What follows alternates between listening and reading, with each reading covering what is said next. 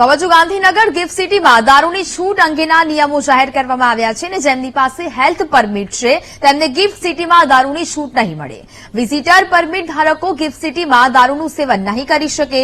Tourist permit ધારકો gift સિટીમાં દારૂનું સેવન નહીં કરી શકે। ગિફ્ટ સિટીના કર્મીઓને અધિકૃત અધિકારી જ પરમિટ આપી શકશે।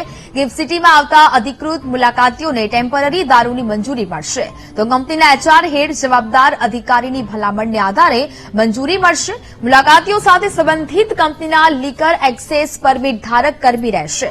લાયસન્સ હેઠળ અધિકૃત કરેલા વિસ્તારમાં જ લીકરનું સેવન કરી શકાશે। FL3 લાયસન્સ ધારક રાજ્યના અન્ય પરમિટ ધારકને દારૂ નહીં વેચી શકે તો લાયસન્સના સ્થળ સિવાય અન્ય કોઈ જગ્યાએ દારૂ નહીં વેચી શકાય। દારૂનું સેવન કરનાર વ્યક્તિ દારૂ પીધા બાદ વાહન નહીં ચલાવી શકે।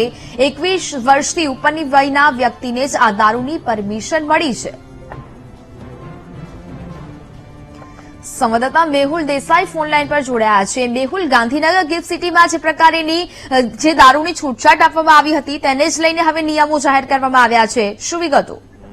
બિલકુલથી વાત કરવામાં આવે તો ગિફ્ટ સિટીની અંદર દારૂના સેવન સંદર્ભે જે નિયમો જે છે તે આખરી થઈ રહ્યા છે અને લગભગ 15 થી 16 અલગ અલગ પ્રકારના નિયમો જે છે તે બનાવવામાં આવી રહ્યા છે અને તેને આખરી ઓપ આપવામાં આવી રહ્યો છે। ટૂંક સમયમાં તેના સંદર્ભે GR જે છે તે પણ બહાર પાડવામાં આવશે। નશાબંધી ખાતાના અધિકારી સાથે જે ચર્ચા કરી તેમણે કહ્યું કે જે નિયમો જે છે તે બની રહ્યા છે। મુખ્યત્વે FL3 લાયસન્સ જે છે તે હોટલ રેસ્ટોરન્ટે મેળવવાનું રહેશે, ક્લબે મેળવવાનું રહેશે। આ જે લાયસન્સ છે તેના આધારે જે છે તે દારૂની જે છે તે સર્વ કરવામાં આવશે। જે ડાઇન એન્ડ વાઇનનો જે કોન્સેપ્ટ છે તેના થકી પહેલેથી જે ગુજરાતની અંદર હેલ્થ પરમિટ આપવામાં આવી છે તેવા પરમિટ ધારકો જે છે તે ગિફ્ટ સિટીમાં જઈને દારૂનું સેવન કરી શકશે નહીં।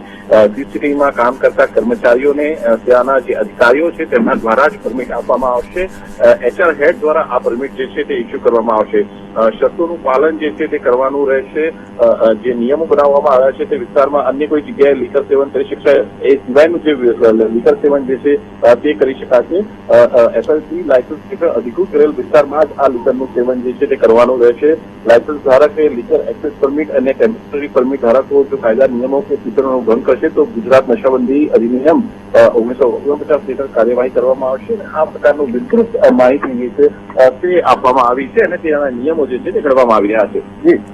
બિલકુલ મેહુલ, વિગતો બદલ આભાર। સરકારશ્રીની સૂચના અનુસાર જરૂરી કાર્યવાહી કરવામાં આવશે ત્યારે આપ સર્વે મિત્રોને ફરી જાણ કરવામાં આવશે। ત્યાં સુધી વેઇટ સરકારશ્રીની સૂચના જરૂરી કાર્યવાહી કરવામાં આવશે જે આપ સર્વે મિત્રો જાણ કરવામાં આવશે। સરકારશ્રીની સૂચના અનુસાર જરૂરી કાર્યવાહી કરવામાં આવશે ત્યારે આપ સર્વે મિત્રોને ફરી જાણ કરવામાં આવશે। ત્યાં સુધી વેઇટ સરકારશ્રીની સૂચના જરૂરી કાર્યવાહી કરવામાં આવશે જે આપ સર્વે